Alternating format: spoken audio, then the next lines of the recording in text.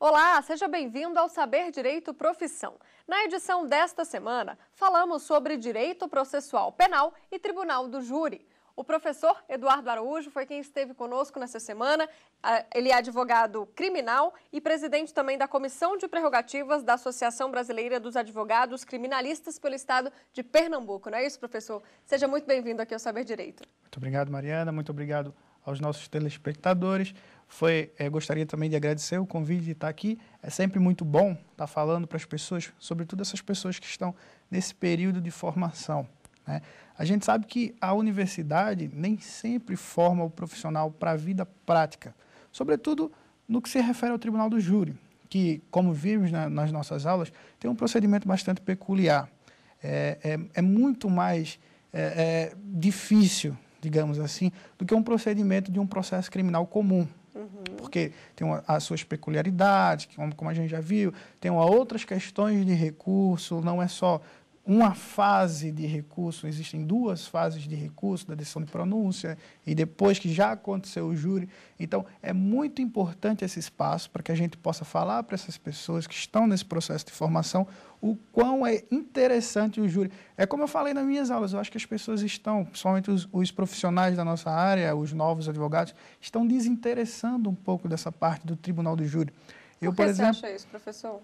Porque, assim, tem outros ramos tomando mais força, a exemplo do direito penal econômico, sobretudo depois da Operação Lava Jato e de todas as operações que se seguiram após a Lava Jato. Então, as pessoas estão buscando compliance também, as pessoas estão buscando mais levar a sua área de atuação para aquelas áreas que estão despontando, não é? E o tribunal do júri acaba ficando um pouco de lado. Também porque os advogados, as pessoas que estão nessa formação e os novos advogados, muitos deles têm medo de falar em público. O medo de falar em público, às vezes, afasta o profissional desses locais em que é preciso falar, sobretudo no júri, que a gente tem relativamente um tempo bastante alargado para falar, pode-se falar muito tempo, se houver réplica, tréplica, enfim. Então, as pessoas ficam um pouco receosas de ter que ir para falar e acabam correndo para outras áreas em que só precise, geralmente, pelo menos na maioria da atividade, somente tratar com papel e colocar tudo lá, que tem o seu valor, óbvio, mas o encantamento do tribunal do júri é uma coisa bastante peculiar, não é? Então, sobretudo quando a gente fala, sobretudo para quem não é da área do direito, quando se fala em advocacia criminal, a primeira coisa que se vê é aquela questão dos filmes, do advogado no tribunal, falando, pedindo aquela intervenção e aquele negócio todo. E é um pouco diferente, porque a realidade dos filmes lá é uma realidade americana, diferente do que acontece conosco.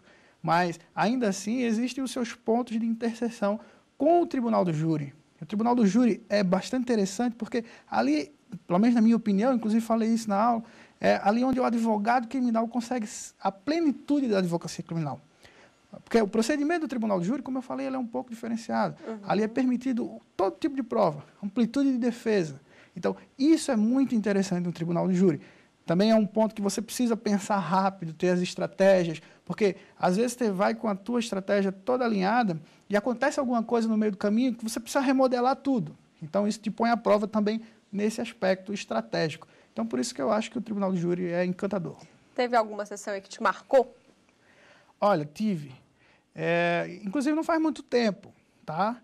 Algumas, na verdade, mas em especial essa, porque conseguimos uma absolvição com base no depoimento de uma testemunha de acusação, que era a única testemunha que o Ministério Público tinha, que inclusive nem tinha sido ouvido na fase judicial, somente na fase de investigação, e que falava que o meu cliente teria colocado na mão uma luva preta, para supostamente não ficar as impressões digitais dele na arma que ele utilizava. Só que meu cliente era um policial militar. Ou seja, a arma que ele utilizava era a arma dele. Então, fatalmente tinha as impressões digitais. E outra coisa, ele falava, e foi esse o ponto crucial, que o meu cliente tinha colocado a luva na mão esquerda. E aí eu pedi, e eu observei isso na hora em que o promotor levantou essa questão, suscitou essa questão, e aí eu pedi para que o meu cliente levantasse os braços, e aí foi possível identificar onde o relógio dele estava colocado. O relógio dele estava colocado no braço esquerdo. Geralmente quem usa o relógio no braço esquerdo é destro. Então não faria sentido nenhum ele colocar a luva na mão esquerda para supostamente esconder umas impressões digitais da mão esquerda, uma vez que ele é destro. Isso me lembra muito o caso do O.J. Simpson, né? Que foi um Sim. caso super falado e polêmico na época também, que também foi provado assim, né? Exatamente. E existem várias outras histórias de tribunal do júri em que os advogados têm esse insight aí. E às vezes também o próprio promotor, quando o advogado dá uma certa brecha, de levar a coisa para um negócio que não tem nada, e vocês percebam, não tem nada a ver com o processual. É fato. É discussão de tese, é discussão daquilo que aconteceu, e aí é você levar os fatos para onde você quer chegar. Lógico, nesse caso, a gente tinha várias outras... Na verdade, o promotor que não tinha provas para acusar robustamente. Inclusive, a própria vítima, que era uma acusação de tentativa de homicídio, a própria vítima falava e falou durante a audiência e no dia do júri que não tinha sido meu cliente quem tinha atirado nele.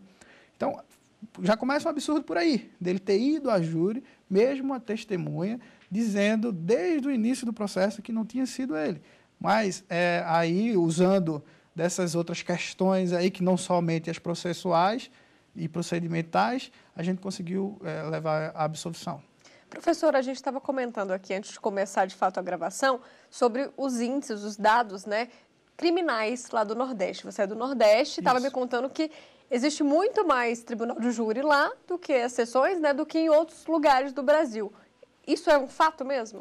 Olha, eu tenho conversado muito com os colegas, sobretudo quando a gente tem esses encontros nacionais da nossa associação. Inclusive, tivemos um agora em junho, lá no estado do Rio de Janeiro. E a gente sempre tem essa troca, essa interação, e é assim, eu consigo perceber que há realmente um número maior de júris no Nordeste, sobretudo em Recife, né, e na região metropolitana. Não acredito isso somente ao fato da própria morte, né, porque muitas vezes a gente sabe que nem sempre todo mundo que é acusado e vai realmente ao júri é, de fato, o culpado por ter cometido aquele fato. Mas, assim, só é possível termos um plenário de júri se houver uma morte, ou então as outras situações que também levem à morte da pessoa. Então, isso é um fato realmente que preocupa bastante a gente. Sabemos também que em estados maiores, por exemplo, como São Paulo, também tem um nível e um índice muito grande de plenário de júri, né? E em outros menos, e aí vai muito dessa questão de políticas públicas, sempre passa pela política pública, né? O Estado é quem é o responsável por salvaguardar a nossa vida e dar a nossa segurança, então sempre passa por essa questão do Estado. O advogado está ali fazendo o papel dele, não é? Que precisa, é necessário, o advogado é super necessário à administração da justiça, já dizia o artigo lá da Constituição Federal, então estamos exercendo o nosso papel. Infelizmente, a quantidade de júris realmente é grande. Queríamos que não houvesse nenhum, apesar de ser apaixonado por júri, mas, assim, numa situação ideal, o ótimo seria que não houvesse nenhum. Mas temos, sim, bastante júris lá.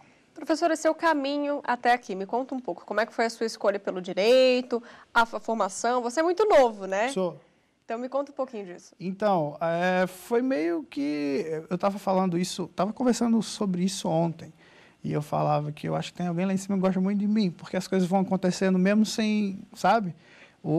A escolha pelo direito foi porque eu tinha parado uma outra atividade que eu também gostava muito de fazer e simplesmente prestei o vestibular e tinha uma tia que trabalhava na universidade. Ela falou, vem estudar aqui. Aí eu perguntei para ela, quais são os cursos que tem aí? E na época tinha administração, que não era o meu forte, ciências contábeis, que também não é o meu, o negócio de conta não é comigo, gestão portuária, acho que um curso de RH também, e direito. Aí eu falei para ela, coloca direito. E aí comecei a estudar e ver aquela parte, porque inicialmente é aquela parte de sociologia, o que é comum a vários outros cursos. E aí depois a gente entra na parte de ver o direito mesmo. E aí eu comecei a me encontrar, porque assim, é o que eu sempre falo nas nossas palestras, sempre que eu tenho oportunidade para falar para os estudantes, tudo que você... É lógico, a vocação ela é muito interessante. Quando você já descobre de cara que você é vocacionado para fazer aquilo ali, isso te ajuda demais. Isso ajuda demais a tua vida, facilita bastante. Mas assim, tudo que tu vai fazer na tua vida, e é isso que eu sempre falo para eles, tu tem que fazer da melhor maneira possível, né? Seja o direito, seja qualquer outro curso, ou seja uma formação técnica, enfim, encarar isso com a seriedade que aquele negócio merece, porque isso é que marca a tua vida, isso é o que tu vai fazer e vai levar da tua vida daqui para frente. Então, fazer da melhor maneira possível sempre foi uma coisa que pautou a minha vida e não foi diferente com o direito. Lógico, ter essa empatia pelo direito e depois me apaixonar, porque é um namoro e tal, e depois até ter esse casamento do qual não pretendo me separar nunca, é excepcional, é muito bom quando o profissional se encontra na sua profissão. Eu não me vejo hoje fazendo outra coisa, senão advogando na área criminal, que é o que eu gosto de fazer. E eu ia falar isso, o estudante também tem esse desafio, né? Porque são várias áreas dentro do direito. Por que área criminal, professor? Também foi por acaso. Eu tive um professor, que é o meu mentor até hoje, o Dr. Emerson Leônidas, que por um acaso, uma vez me chamou para uma reunião, e aí eu já tinha passado no OAB, eu já era advogado, e me chamou para uma reunião para falar sobre a associação.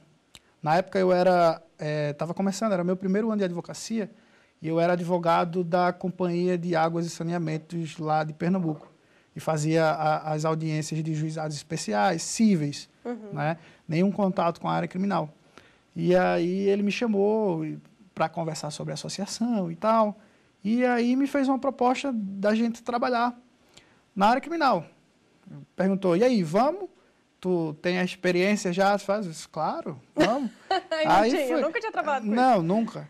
E ele está sabendo disso agora. E aí foi. E aí foi outro motivo que eu me descobri. Inclusive tem uma, sobre essas coisas assim, de fazer um negócio de bate-pronto, tem uma história bastante interessante, que eu sempre conto pro pessoal, de júri, né? Eu não lembro qual foi o ano agora, acho que 2016. Eu ainda fazia essas audiências para o juizado especial, e aí eu tinha, na virada do ano, eu tinha colocado como meta na minha vida fazer um júri. Esse próximo ano agora eu vou fazer um júri. Tá, acabou o recesso do judiciário, fui fazer minha audiência lá no Fórum da Comarca de Olinda, lá na região metropolitana, e aí terminei minha audiência, que o juizado especial ele geralmente abre mais cedo do que as varas comuns. E aí tinha terminado minha audiência, estava na sala do OAB conversando com o estagiário. Aí me chega um oficial de justiça e fala, a juíza está precisando de um advogado para fazer o júri. Só tinha eu. Acaso, né? Um acaso, mais um, né? E aí aquele negócio, lógico, dá medo, é complicado, mas vai com medo mesmo, senão tu não sai do lugar, né? E aí eu sempre tive isso muito na minha vida, então fui lá pro plenário, estava todo mundo lá. Aí a juíza me chamou, olhou, talvez por me achar muito novo, como realmente sou, e ainda mais na época. E aí me chamou e disse, doutor, o senhor já fez algum júri na sua vida? Eu disse, claro, excelência, vários. Né? Mano, na minha cabeça eu já tinha ensaiado um bocado. E aí ela me deu... O senhor tem meia hora para olhar os autos processos, que a gente já está muito atrasado. Eu lembro que era um processo de 8 volumes. Eu disse, não precisa... Não ia dar tempo, né? De você. Não, aí eu também não ia falar para ela. Eu disse, não precisa desse tempo todo não, fica tranquila. Aí peguei o processo, aí fui, aí achei uma tese e me agarrei nessa tese e fui embora. Né? E aí a gente começa, e o promotor começa, acusação, aquela coisa bem pesada. E o camarada, ele estava solto, ele foi preso no curso do processo, mas aí como o processo demorou, ele acabou sendo solto para responder o processo em liberdade. Então ele estava solto. Então a minha maior preocupação não era somente o resultado do júri, era que o cara fosse preso, porque o cara chegou lá solto, imagina. E aí eu meio que na minha cabeça me sentia muito responsável pelo resultado daquilo ali e pela uma suposta prisão que porventura pudesse acontecer. Então, aí o promotor, eu lembro que o promotor falava de um carro. Ah, tinha um carro, tal cor, tal marca. E eu, meu Deus, eu não vi esse carro nos processos, e não vi. Mas assim, acabou que no final não tinha nada a ver com esse carro, era um cavalo de batalha que ele estava fazendo. E fiz a minha defesa, falei pelo tempo que queria falar. E no final eu estava tão atrapalhado, nervoso, um misto de vários sentimentos, né? Que acabou que eu não fui para a votação na sala secreta. Eles foram e eu não fui, o pessoal não veio me chamar também, não sei o que aconteceu.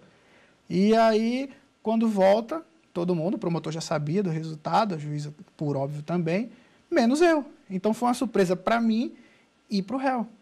E aí, tem um procedimento, manda todos ficarem de pé e tal, aí passa a leitura da sentença. E ele foi absolvido. Só que é o seguinte, eu não entendi que ele tinha sido absolvido. Estava tão nervoso que eu não entendi que ele tinha sido... E eu estava do lado dele. Aí, quando ela falou que ele foi absolvido, o cara começou a chorar. E na minha cabeça, ele tinha sido condenado. Estava chorando porque tinha sido condenado. Nossa, o cara vai ser preso, e agora o que é que eu faço? Meu Deus do céu, o que é que eu preciso fazer agora? Pensa. Aí ele me abraçou, muito obrigado, não sei o que. Eu disse, peraí, muito obrigado? O cara então não foi condenado, não. Aí eu chamei o oficial de justiça e disse, eu não entendi. Assim. Ele disse, não, doutor, foi absolvido. Não. Aí foi que caiu a ficha, entendeu? E aí foi meio por acaso também. Mas aí depois desse dia, eu disse, é isso que eu quero fazer na minha vida. Gostou do júri e investiu. Fui picado pelo mosquitinho e aí estamos aí até hoje. Professor, vamos fazer uma pausa então? No próximo bloco a gente fala de mercado de trabalho, sobre as oportunidades nessa área, pode ser? Pois não. Bom, a gente vai então para um rápido intervalo, já a gente volta, não sai daí.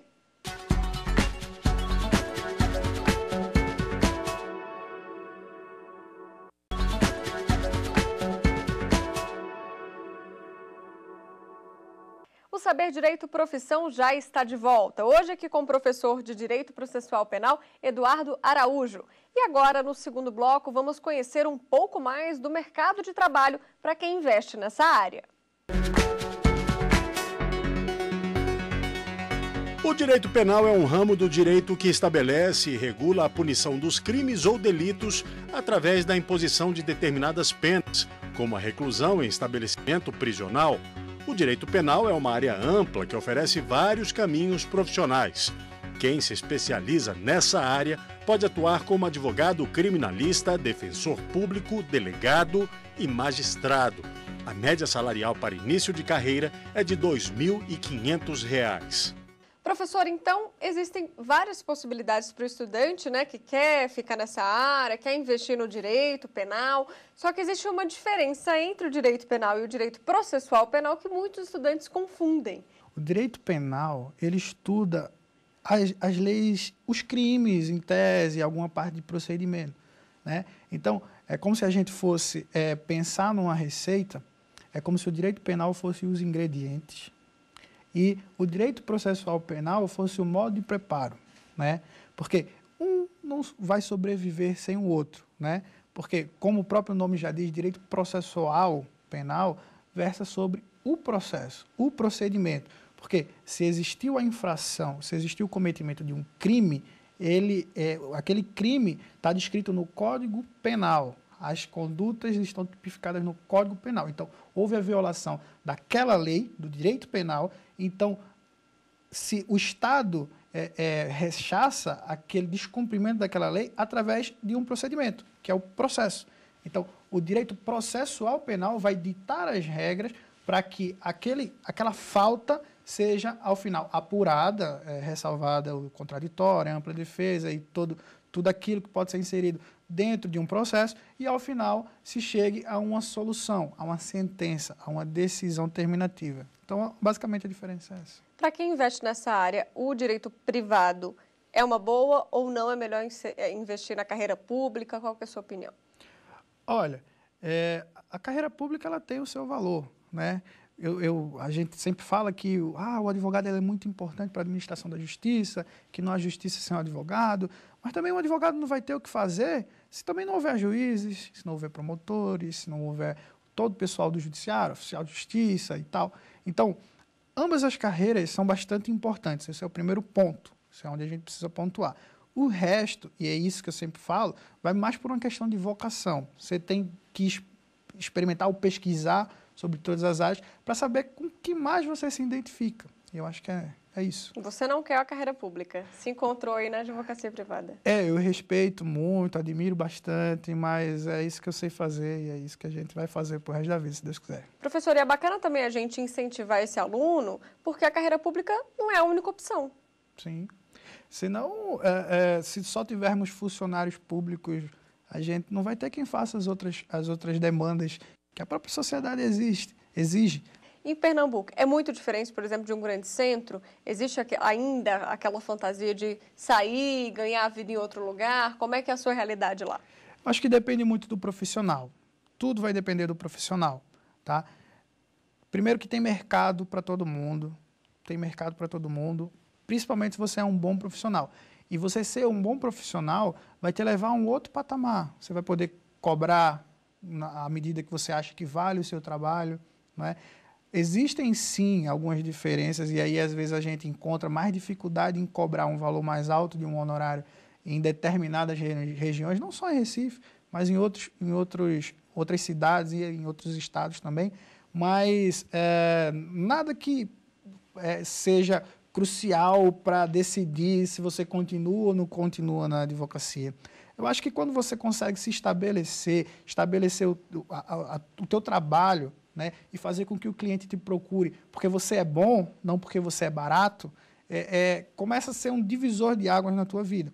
É lógico que para você estabelecer isso, diante desse mercado que está muito inchado de advogados, tá, é complicado. Porque às vezes você cobra um valor e o cara quer negociar com você, e para você manter aquele...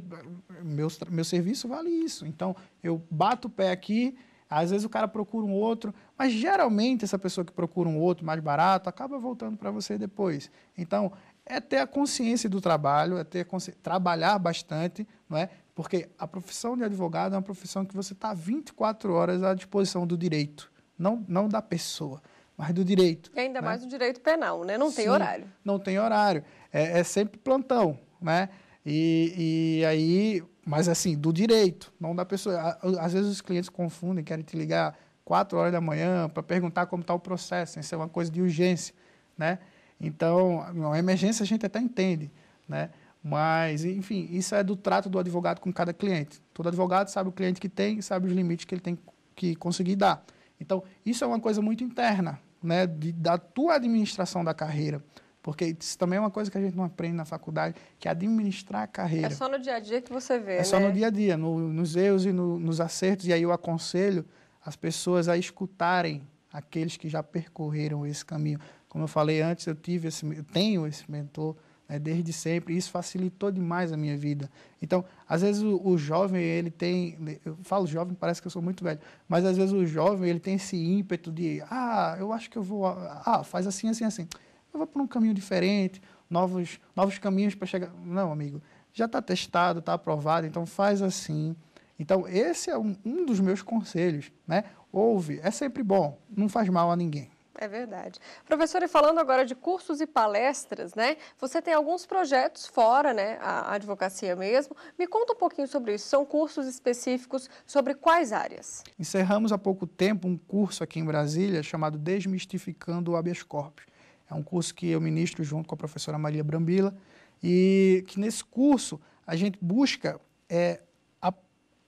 levar a prática para aquele profissional, né? Porque muitas vezes a leitura da letra fria ali no livro não vai te dizer o que é que tu tem que fazer, e principalmente esse novo advogado que está chegando aí meio tateando, sem saber o que fazer, não sabe o que é que acontece na prática, né? Então foi um curso bacana, é um curso bacana, a gente está aí rodando o país, em outras capitais, levando esse curso em específico para as pessoas, porque o habeas corpus ele é um remédio constitucional que é muito importante para quem advoga na área criminal, porque é um remédio constitucional que lida diretamente com a liberdade, não é? Então, a gente está dando essa visão prática, desde do que é a confecção até a sustentação oral. Temos outros projetos de curso, inclusive um curso sobre tribunal do júri, e também mais esse olhar prático, porque é uma coisa também que a gente não encontra nos livros, né? E nem na faculdade, que é muito ampassando, né? Toda essa questão do direito penal você não vê a fundo, né? Por mais que algumas faculdades façam aqueles júris simulados, mas não é suficiente para absorver tudo que acontece ali. Então, esses nossos cursos, e aí também tem outras pessoas que também já começaram a formular esses cursos e tal, é muito interessante para o aperfeiçoamento do advogado. O advogado ele tem que entender que o estudo dele, o aperfeiçoamento dele é sempre continuado, nunca para. E esses cursos são bastante interessantes, não só os nossos, mas também de outros colegas, e também atualização da jurisprudência, saber como é que pensa o tribunal, isso é importantíssimo para a atuação do advogado, para uma boa atuação do advogado. Quem são esses alunos, professor, que fazem esses cursos? Ainda estão se descobrindo ou já estão querendo uma especialização mesmo, saber como é o mercado? É interessante, nessa turma do último curso, tivemos estudantes dos últimos períodos da faculdade, que aí já tem mais uma noção de que irão trabalhar na área criminal. Tivemos advogados que já trabalham na área criminal e que estão buscando realmente uma maior qualificação, saber as questões controvertidas, não que eles não saibam fazer habeas corpus. Reciclar, né, o conhecimento. Reciclar, até porque o curso tem essa proposta, não é?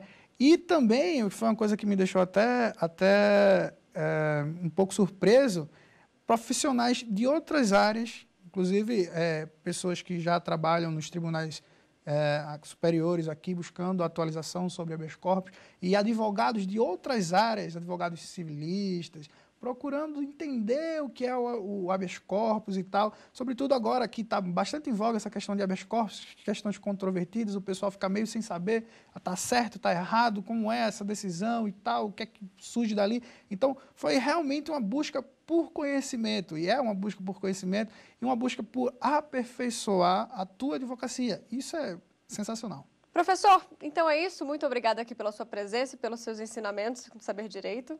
Muito obrigado. Eu estou sempre à disposição, sempre que precisar, eu só chamar que eu venho aqui de novo. Adoro conversar com vocês, adoro conversar com os telespectadores, com essas pessoas que estão chegando no direito. Isso é muito importante, essa conversa, esse bate-papo, essa troca. Estou sempre à disposição. Muito obrigado. A gente é que agradece. E você aí de casa pode continuar com a TV Justiça pela internet. Acesse tvjustiça.jus.br e não deixe de rever as aulas e o nosso programa no canal do YouTube. É TV Justiça Oficial. Muito obrigada pela sua companhia e até semana que vem.